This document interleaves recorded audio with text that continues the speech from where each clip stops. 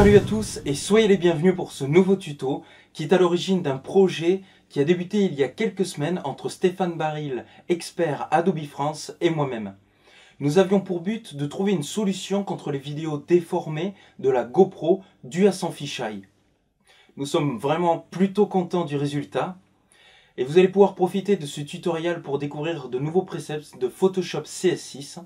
Je vous laisse donc découvrir le tuto de Stéphane. J'en profite pour le remercier de son excellent travail et de son aide précieuse. On écoute Stéphane. Bonjour, je suis Stéphane Baril et je travaille pour Adobe France. Je suis heureux de vous montrer deux trucs et astuces que j'ai travaillé et que j'ai découvert avec Jimmy Thérion, qui travaille chez extremevideo.com, qui est le distributeur exclusif des caméras GoPro en France. Lorsque dans la version 16.5 de Photoshop, nous avions vu l'astuce en fait d'un des chefs produits de Photoshop, qui est Brian O'Neill, qui permettait d'utiliser les corrections d'objectifs de Photoshop qui normalement sont prévues pour la photo, mais les utiliser sur la vidéo. Alors lui, dans son astuce, il parle précisément du 5D Mark II, dont les profils de correction d'objectifs sont inclus dans la version CS5, et donc on peut les appliquer sur une vidéo faite avec un 5D Mark II. Donc avec Jimmy, on a eu l'idée d'utiliser l'outil gratuit qui est l'Adobe Lens Profile Creator, que vous pouvez télécharger sur le Labs d'Adobe, et qui permet de créer ses propres profils. Comment ça fonctionne? Eh bien, vous téléchargez ce logiciel. Ici, c'est les photos d'exemple qui sont données en fait pour pouvoir tester. Vous prenez exactement 9 à 10 photos. En fait, en mettant ce damier sur les angles, vous aurez donc sur ce damier aussi les déformations dues à l'objectif dans cet angle, et ainsi de suite, et ainsi de suite. D'accord? Donc, si ça marche donc très très bien pour des caméras classiques, on peut aussi le faire pour des caméras fisheyes, ici, mais on va voir qu'il y a plein de petites choses à savoir. Donc, nous, ce que l'on avait fait, du coup, Jimmy a pris quelques photos avec les GoPro, et on a fait quelques essais. Pour l'instant, on n'est pas arrivé encore exactement à ce que l'on veut, mais si jamais certaines personnes s'y connaissent bien dans les créations de profils, ça peut donner l'idée pour que, en communauté, on puisse créer d'autres profils. Je rappelle qu'il existe un autre logiciel qui s'appelle Adobe Lens Profile Downloader, que vous téléchargez au même endroit, qui permet de partager les profils, une fois que vous en avez fait un, avec la communauté. Donc n'hésitez pas, si vous avez votre GoPro avec ses réglages, avec effectivement son angle, qu'on soit en 170, en 127, en 90 par exemple sur la Hero 2, eh bien n'hésitez pas à faire les vôtres et à les diffuser pour qu'on puisse les utiliser. Maintenant, par défaut, la GoPro n'est pas listée dans les appareils, photo, disponibles dans le filtre que je vais vous montrer dans quelques instants. Donc, ce que j'ai dû faire deux choses. Déjà, j'ai dû créer un dossier dans ce chemin que je vais afficher ensuite en post-production. Donc, j'ai créé un dossier que j'ai appelé GoPro, alors j'ai pas mis d'espace pour simplifier, et puis j'ai déposé les tests que l'on a fait avec Jimmy ici. Autre chose à faire après, c'est d'ouvrir un de ces fichiers dans un éditeur de texte, et de rajouter, alors là, juste pour la petite histoire, le crédit, c'est Jimmy qui a fait ce profil, et puis ici, donc, j'avais mis GoPro sans espace, remettre exactement le même nom que le dossier, effectivement, du manufactureur. Donc voilà les deux lignes obligatoires, il en faut peut-être d'autres sur les lens, etc. Je vous avoue que pour l'instant on débute, mais autant qu'on soit à plusieurs à travailler là-dessus. Donc une fois qu'on a fait ça, on va dans Photoshop, ici je suis dans la version CS6, donc la première partie je vais vous montrer quelque chose après pour la version CS6 et qui est tout simplement génial, mais je vais vous montrer les autres pistes pour les autres types de caméras. Ici je suis sur une vidéo. Si j'applique un filtre, il l'appliquera à cet endroit-là uniquement, sur cette frame, ici, sur cette image. Donc la chose à faire, c'est de faire un clic droit, convertir en Smart Object en objet dynamique. Je peux le faire aussi par ce biais ici, convertir pour les filtres dynamiques, sous-entendu, eh bien c'est un Smart Object, donc un objet dynamique. Je dis OK, maintenant je rappelle que l'objet dynamique est une sorte de coque, de container, et lorsque je vais mettre un filtre ou plusieurs filtres dessus, ou faire une déformation, eh bien tout ceci va s'appliquer à l'ensemble de son contenu, y compris si ce contenu évolue dans le temps, c'est-à-dire si c'est une vidéo par exemple. Donc là maintenant je vais pouvoir faire Lens Correction, ici, et je vais avoir la possibilité, vu que j'ai fait les deux manipulations que je vous ai dit, d'avoir maintenant GoPro ici qui apparaît dans mes éléments. Donc pour l'instant, on a un résultat qui est ici sur une GoPro Hero 2, alors on a fait d'autres essais bien entendu.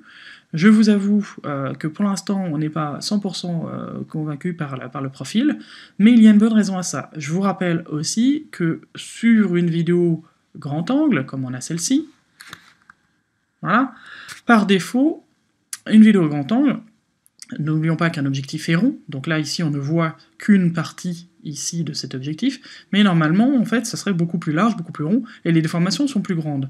N'oublions pas non plus que donc c'est une lentille courbe qui va essayer de prendre un maximum d'informations. Je dis un chiffre au hasard parce que c'est à mon avis pas tout à fait la valeur, mais on va essayer de prendre à 180 degrés. Donc ça veut dire que remis sur de la 2D, eh bien mathématiquement ce qui peut être un résultat juste ne l'est pas forcément visuellement. D'accord? Donc il y a des choses qu'il faudra refaire. Donc ça, c'était là où on s'en était arrêté avec la version CS5, Extended, vu que c'est la seule qui pouvait prendre la vidéo, le filtre existant dans la version standard, ici. Donc ça, c'était notre première piste, donc n'oubliez pas que vous pouvez créer les vôtres, on va dire plutôt pour des, non pas pour des grands angles, mais pour des objectifs plus traditionnels, plus classiques, avec moins de distorsion, ça marchera très bien. Maintenant, ici, dans Photoshop CS6 uniquement, c'est une de ces nouveautés, on a un nouveau fil qui s'appelle Adaptive Wide Angle. On va dire, c'est grand angle adaptatif, en fait, on va dire, quelque chose dans le genre. Dans la traduction française, je ne l'ai pas encore. Donc si j'appelle ce filtre, là va rentrer la magie, et on était super heureux et enthousiaste avec Jimmy quand on a vu ça. Voilà, donc je dézoome un petit peu, enfin je réduis la taille exactement, vu que je ne fais pas de zoom ici. Vous pouvez voir que Photoshop, le filtre, a reconnu que c'était un fisheye, donc un grand angle, même si la plupart des fichiers, des formats vidéo n'embarquent pas toujours, en fait, les exifs, les métadonnées. Hein. Donc là, on n'a pas le modèle, mais Photoshop a quand même reconnu. Donc, il l'a bien reconnu, on va le vérifier tout simplement. Vous avez une vue de détail ici, juste pour info. Et puis ici, je vais utiliser le premier outil. Le deuxième outil permet plutôt de faire des plans, hein, des polygones de contraintes, un petit peu comme quand vous faites un recadrage en perspective, ou vous utilisez le petit point de fuite. Ici, nous, ce qui nous intéresse, c'est le premier outil. Je vais juste faire un cliquer, je reste cliquer et je glisse, et vous voyez que vu que j'avais défini fisheyes, il reconnaît automatiquement la courbure, bien qu'on n'ait pas les métadonnées. Lorsque je relâche, il va venir prendre cette courbe, donc il a courbé lui-même, et il va venir la redresser. Si maintenant je voulais arriver à de l'horizontal, je peux prendre cette poignée, et redresser un petit peu, mais pour être sûr et certain, je peux tout simplement aussi faire un clic droit dans cette zone à l'intérieur du cercle et demander horizontal. Là, je suis sûr que c'est horizontal, d'ailleurs si je vais dans les préférences, vous voyez effectivement, le jaune veut dire horizontal, le magenta veut dire vertical. Pareil, si jamais j'ai quelque chose qui n'est pas valide, eh bien ce sera en rouge, j'aurai des pointillés rouges très exactement. Donc maintenant, si je viens faire la partie basse, ici, je peux appuyer directement sur la touche majuscule, Shift en anglais, et vous voyez que ça bascule en jaune, et lorsque je relâche, ici vous voyez quand je vais trop loin, hein, si je sors de la photo, il est incapable, donc rouge pointillé, il faut que je reste à l'intérieur de la photo, donc quand je relâche, il redresse directement à l'horizontale. Alors, pour vous voyez mieux, je vais zoomer un petit peu, pas trop parce que je veux voir le haut ici de mes verticales après. Vous voyez ici que c'est un peu courbé, alors parce que aussi la cloison est un peu courbée, mais je pense qu'ici il a mal interprété. Alors je peux revenir, je peux je peux revenir ici, et vous voyez que je peux lui réindiquer une courbure. Là j'en fais exprès dans le mauvais sens, et je peux à tout moment choisir et venir lui réindiquer quelle est la bonne courbure ici, revenir ici peut-être,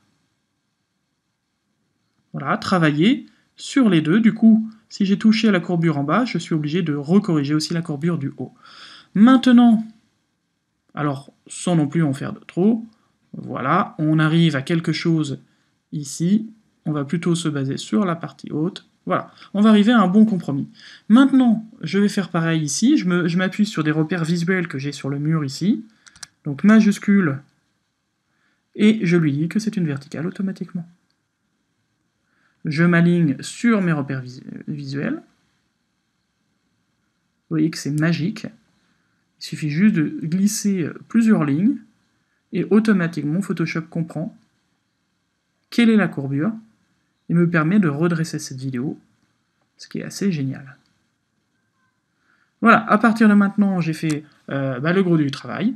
Je peux venir redimensionner un peu. Ici, cette partie haute, je suis en train de couper trop en bas et pas assez en haut. Je peux prendre l'outil de déplacement pour venir replacer mon objet, essayer de garder un maximum de matière, par exemple ici le carton, sur les côtés. Et voilà. Maintenant que j'ai fait ça, si j'ai d'autres vidéos qui utilisent exactement les mêmes lens, excusez-moi, je cherche le mot en français tout d'un coup, j'ai une vandamite, donc les mêmes objectifs, excusez-moi, avec les mêmes réglages, les mêmes focales, et bien dans ce cas-là, vous pouvez mémoriser, ça s'appelle, alors c'est un peu hors champ, mais ça s'appelle Save Constraint, donc c'est mémoriser les contraintes, de manière à les recharger sur un autre fichier, par exemple, qui aurait exactement les mêmes propriétés. Donc maintenant on peut faire de cette manière, ça sauvera un fichier WAC, et donc, mais là si je dis OK, déjà regardons un petit peu ce que ça nous a donné, je viens ici, vous voyez que c'est assez magique. D'ailleurs si on veut bien voir, n'oublions pas qu'un objet dynamique, donc un filtre appliqué dessus s'appelle un filtre dynamique, ça veut dire que je peux l'enlever, le remettre, à tout moment je peux rouvrir, okay, ici, etc. mon fichier. Donc ça veut dire que si je veux faire aussi un avant-après, vous voyez que c'est quand même assez magique d'avoir pu bien retravailler et de redresser cette vidéo. Autre façon de faire ici maintenant, je peux mémoriser ce fichier, je pourrais faire un enregistré sous pour faire que ce fichier soit un modèle, et une fois que j'ai fait un enregistré sous, dans ce modèle, je pourrais faire un clic droit et remplacer par une autre vidéo ayant les mêmes propriétés ici.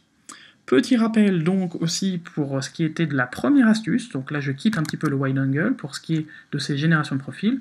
Bien entendu, il faudra prendre des photos en fonction des différents objectifs et en fonction des différentes focales que l'on va avoir. Donc sur cette première astuce, n'oubliez pas que un profil c'est un couple boîtier et réglage de votre objectif, donc il faut en faire un pour chaque boîtier, type de boîtier avec sa focale et son objectif. Donc voilà, donc ici quand même, un petit déco pour la fin. Encore un grand merci à Jimmy avec qui on a travaillé sur ça, et on continuera à travailler à mon avis sur les profils donc, avec des non grands angles, les profils classiques, mais ici déjà ça vous permet de vous en sortir et de faire quelque chose qui est très rapide, ce qui à ma connaissance est le seul logiciel Photoshop qui vous permet de faire ça. Voilà, à bientôt. Et bien voilà, j'espère que le tuto de Stéphane vous a vraiment plu. Les professionnels de l'audiovisuel vont pouvoir se servir encore plus de la GoPro grâce à cette nouvelle technique. Si vous avez vraiment aimé, eh bien abonnez-vous à la chaîne, likez cette vidéo et partagez-la. En attendant, je vous donne rendez-vous aussi sur Facebook et dans 15 jours pour découvrir un nouveau tuto. À dans 15 jours.